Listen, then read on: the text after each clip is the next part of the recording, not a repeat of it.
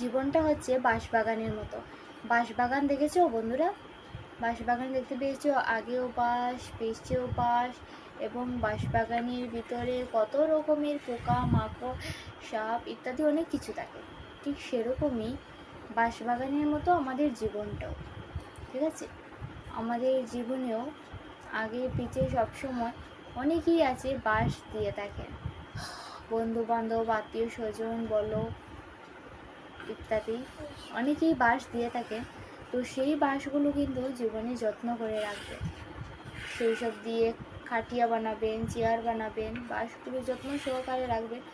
আর কখন কোথায় কে কীভাবে বাঁশ দিচ্ছে, কোথা থেকে সেই বাঁশগুলো আসছে, সেটা অবশ্যই মনে রাখবেন, কাজে লাগবে।